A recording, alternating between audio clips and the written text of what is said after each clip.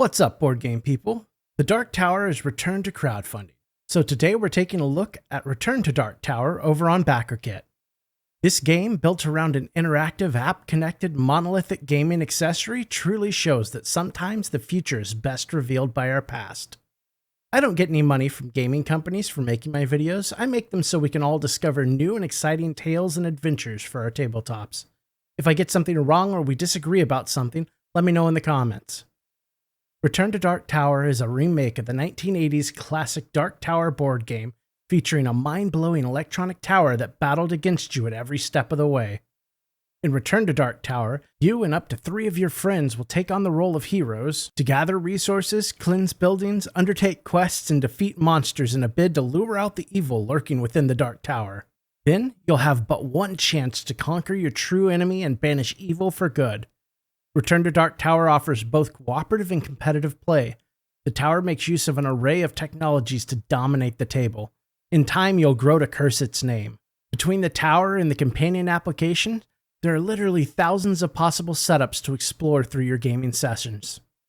The companion app generates events and quests and manages the flow of battle to keep things dynamic, all while keeping your focus on the tower and the table. You must complete the main goal of your scenario and defeat the adversary before you gain a third corruption, run out of skulls, or run out of time and lose the game. Several expansions have been offered with Return to Dark Tower, the newest of which is the main focus of this campaign. The Covenant expansion offers a new challenge to solve with 4 new heroes. Can you make offerings to the God of Light before the wasteland consumes the 4 kingdoms? Can you construct and leverage newly available monuments to sway favor to your side? Can you resist the Doom Skulls? The expansion includes 4 new heroes, the Untamed Warden, the Undaunted Aegeus, the Devious Swindler, and the Reverent Astromancer. These heroes can be used with the base game or any expansion, and existing heroes are welcome to join in the Covenant fun. The second printing of the base game leaves the components untouched. No changes were necessary. Some slight rule adjustments were made and will be available in the Covenant rulebook for returning backers. They're offering reprints of the full base game, all stretch goals, the Alliance expansion, and the Dark Horde expansion. The Alliance expansion introduces powerful guilds that you may sway to your side using influence gained. It introduces power skulls that will drain resources when you tread on their ground, 2 new heroes, 12 guild companions, and new treasures to be uncovered. The Dark Horde is the only expansion with component changes for the reprint. The Dark Horde provides miniatures for the adversaries, foes, and quest markers to replace the tokens in the base game. These miniatures are being produced with a lighter plastic that should take to the lovely wash they're being given a bit better. These minis come pre-washed without requiring an additional add-on to be purchased. They're offering a range of pledge levels that should accommodate both returning backers and new backers alike. For $10, you can get access to the BackerKit, which will of course be their pledge manager. At $55, you get the Covenant, which includes only the Covenant expansion. At $75, you get the Covenant Deluxe, which includes the expansion, the Covenant Sleeves Pack, and the Coffers 2-pack of plastic tokens. For $150, you grab a copy of the reprint of the core game. And finally, at $2.99, you get Ascole's Bounty, which will get you the core game, Covenant, Alliance, Dark Horde, and Coffers 1 and 2. Everything else is available as add-ons either directly through the crowdfunding page or later in the BackerKit PM. For $40, you can get the massive 800mm diameter neoprene gaming board with stitched edging. Card sleeves come in a $20 pack for the original campaign, and a $7 pack that will cover the Covenant expansion. Coffer 1 offers plastic tokens for the Alliance expansion for $25, and Coffer 2 has plastic tokens for the Covenant expansion for another $25. The Alliance expansion will be $30 in the PM, Dark Horde will be $70, and the Covenant will be $55 as an add-on in the PM. BackerKit has a wonky achievement system functioning as stretch goals or reveals and such. Here you aren't getting anything more than what's shown. The achievements will be revealing more about the game at different monetary milestones. More about that later. Finally, shipping seems actually fair for the US, but it might seem a bit steep for the EU and the UK. Please realize that this project is VAT included, That's why the shipping costs are higher for the EU and UK. It's already built in. They've given themselves a bit of a buffer against delays and plan to begin shipping in July of 2023. So what's the value like here? Well, the first thing I'll point out is that I'm astounded that the price increase from the first printing to the second printing of the core box is only a $25 increase. I was worried that this would be much higher. It's really hard to value something such as the tower from the game. It's a unique element, and what I can say towards its value is that it works.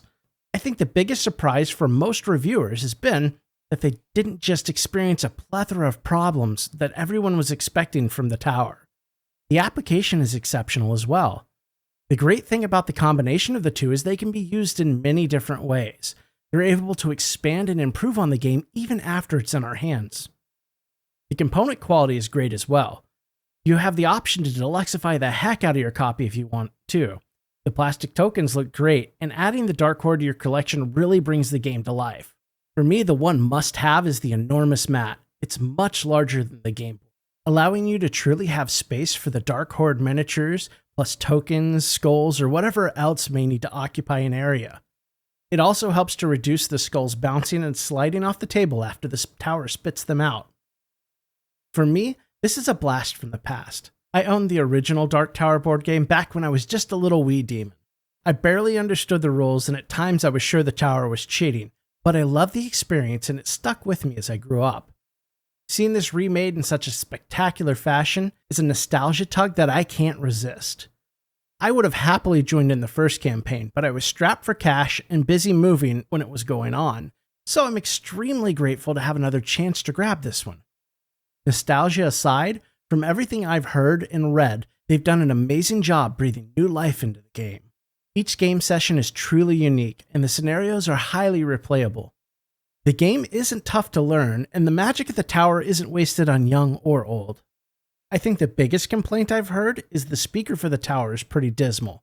It makes me wonder if a DIY upgrade might fix the issue, but it would truly be nice to have the option to send sound to another device using Bluetooth, or in a future version of the tower, maybe having a headphone jack that we can output through. My biggest complaint on the campaign is the achievements. These should never have been monetary. You're getting nothing but information from them. Daily reveals would have been fine, but this form of presentation makes it look like they want you to buy into the game without them giving you all the information you should have. It just seems a bit icky that there are dollar amounts attached to what is essentially supposed to be drip-fed information. It may have to do with a new platform, and it may be no fault of their own, and I don't think they're doing anything with ill intent. It's more of the connotation of the message it sends. So if you're like me and you're chasing that old feeling of awe, or you never heard of the Dark Tower before its return, this is the perfect opportunity to dive in head first. Do you need all the expansions to enjoy the base game? Absolutely not. Alliances and Covenant are simply more and different content additions, and Dark Horde is just cosmetic. If you're on the fence, I think you're entirely safe just grabbing the core box and giving it a try. Worst case scenario, you sell it for what you paid. Well, this was a quick one, but hopefully it puts the project into perspective for you and gives you some helpful information. There's much more to come this week, so if you haven't subscribed or hit that bell, at least consider it. We'd love to have you at the table with us. Also, if you'd like to join our community on Discord, you can find a link in the video description below. I'll be posting an update for the Euthia campaign guide here in the next few days, so be on the lookout. Thanks to everyone watching and commenting. Back responsibly and play something fun tonight.